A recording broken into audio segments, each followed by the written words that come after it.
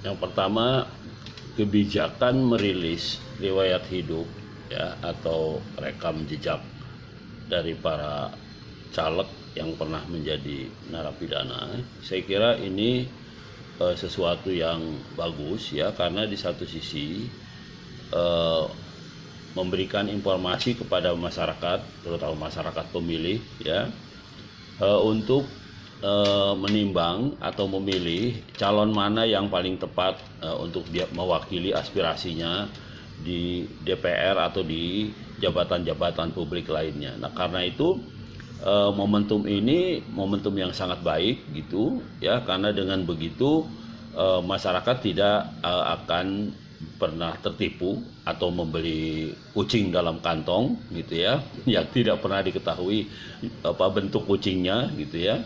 Nah, karena itu dengan merilis ini itu sama dengan membuka siapa sebenarnya calon yang ditawarkan kepada masyarakat. Ini saya kira ajas keterbukaan yang ada di dalam dunia politik, dan ini tradisi baik gitu ya, sehingga ketika masyarakat harus memilih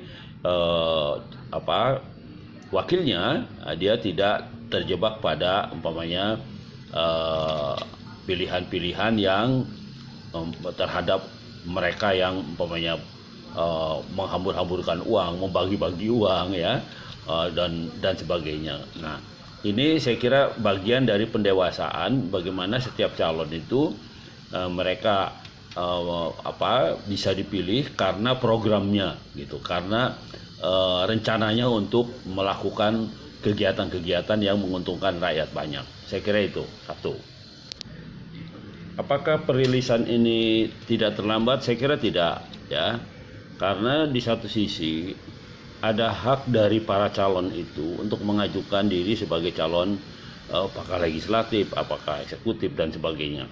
Ya, di satu sisi seperti itu. Di sisi yang lain ada masyarakat yang mempunyai hak ya untuk menerima atau menolak ya sang calon mewakili dia di lembaga-lembaga pemerintahan ya, apakah itu di legislatif, apakah itu di eksekutif. Nah, dengan transparansi seperti ini akan ada pilihan-pilihan atau akan ada pertimbangan-pertimbangan dari masyarakat, karena yang akan dia pilih adalah mereka yang akan menentukan kehidupan 5 tahun ke depan gitu ya, paling tidak 5 tahun ke depan itu akan mereka pimpin dengan program-program yang mereka buat gitu. Nah, karena itu masyarakat sepenuhnya mempunyai hak untuk mengoreksi ya, apakah itu mengenai diri pribadinya atau mengenai program-program yang akan dibawa gitu. Nah, karena itu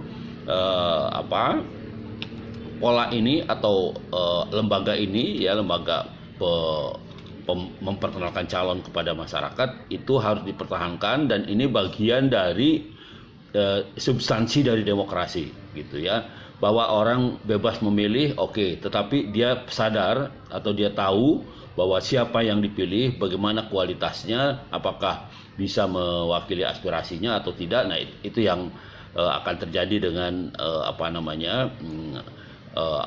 dengan lembaga ini, dengan lembaga memperkenalkan diri dan memungkinkan untuk dikritisi oleh masyarakatnya. Apakah ini terlambat? Saya kira tidak ya, karena menurut saya tepat gitu. Di satu sisi ada haknya calon ya, maksud saya senegatif apapun riwayat hidup calon itu, tapi ketika dia sudah ada di masyarakat, dia punya hak juga ya untuk menduduki jabatan-jabatan publik ya, termasuk umpamanya wakil rakyat ini ya, wakil rakyat atau pejabat publik lainnya gitu. Nah, tetapi di lain pihak juga memberikan kesempatan kepada masyarakat untuk mengkritisi gitu ya, apakah calon ini memang bisa diterima oleh masyarakat, apakah calon ini bisa dipilih, apakah mewakili aspirasinya atau tidak. Nah, itu sepenuhnya diserahkan kepada publik, sepenuhnya diserahkan kepada masyarakat. Nah, karena itu ini bagian dari, menurut saya, substansi dari demokrasi gitu. Jadi bukan hanya kebebasan memilih, tapi juga masyarakat tahu siapa yang dipilih gitu ya. Nah, setelah itu maka konsekuensi yang akan timbul itu adalah resiko gitu. Artinya ketika orang salah memilih, ya itu resikonya, karena sebelumnya sudah ada bagian-bagian yang mempersilahkan kepada masyarakat untuk meneliti, ya, untuk menyeleksi siapa calon yang kira-kira bisa mewakili aspirasinya, ya, untuk dipilih. Nah, ini yang saya kira sisi positif dari memperkenalkan calon lebih awal sebelum masuk ke tahap pemilihan, ya, meskipun sebagai calon dia sudah terdaftar sebagai calon gitu. Tetapi itu tadi, ya, inilah sebenarnya seleksi yang sesungguhnya gitu. Jadi masyarakat akan membuat pertimbangan dengan data yang disajikan. Masyarakat akan membuat pertimbangan untuk memilih calon A, B, C dan lain-lain gitu, ya. Dan kalau itu sudah terjadi gitu dan proses ini sudah dijalankan, saya kira tidak perlu ada yang menyesal apapun yang terjadi pada belakang hari. Bahwa dari calon ini akan ada yang jadi koruptor atau ada jadi melakukan tindak pidana lainnya, itu resiko, ya. Artinya kan kita tidak bisa melihat orang dalam waktu singkat gitu. Kadang-kadang kekuasaan, kewenangan itu mendorong orang menjadi korup gitu, ya.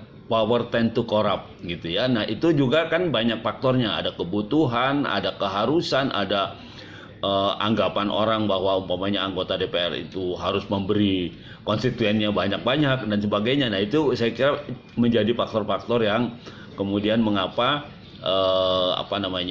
banyak terjadi kasus-kasus setelah itu. Tapi sebagian besar kan para calon ini lolos dengan baik, ya, menjalankan tugasnya 5 tahun ke depan, bahkan zaman akan memilihnya sebagai pemimpin di masa yang akan datang, ya, melalui proses-proses politik dan sebagainya. Saya kira begitu. Jelajahi cara baru mendapatkan informasi. Download Metro TV Extend sekarang.